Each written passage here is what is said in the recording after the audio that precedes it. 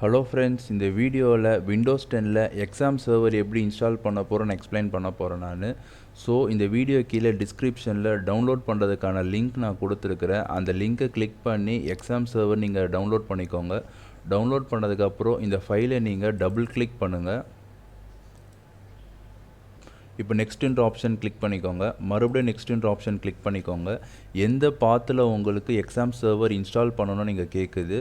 So நீங்கள் வேறு ஏதாவது ஃபோல்டர் நீங்கள் சூஸ் பண்ணுறீங்கன்னா இந்த ஃபோல்டர் ஐக்கான் கிளிக் பண்ணி நீங்கள் வேறு ஃபோல்டர் நீங்கள் இங்கே சூஸ் பண்ணிக்கோங்க. நான் சி டிரைவில் Xamppன்ற ஃபோல்டர்லேயே நான் இப்போ இன்ஸ்டால் பண்ண போகிறேன்.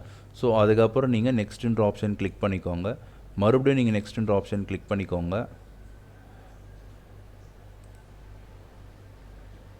ஸோ மறுபடியும் நீங்கள் நெக்ஸ்ட்ன்ற ஆப்ஷன் கிளிக் பண்ணிக்கோங்க. ஸோ இப்போ தான் உங்களுக்கு இன்ஸ்டால் ஆகுது. ஸோ இது இன்ஸ்டால் ஆகிறதுக்கு ஒரு 2 to 5 minutes ஆகும். ஸோ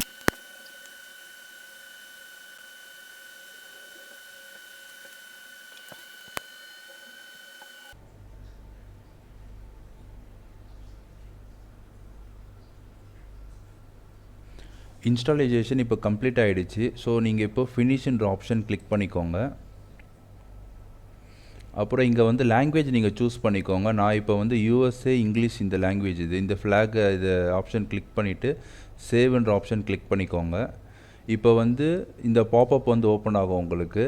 ஸோ இப்போ நீங்கள் அப்பாச்சி சர்வர் நீங்கள் ரன் பண்ணுறீங்கன்னா இதை ஸ்டார்ட் பண்ணிக்கோங்க. MySQL ஃபைலில் நீங்கள் ஒர்க் பண்ண போகிறீங்கன்னா இங்கே ஸ்டார்ட் பண்ணிக்கோங்க.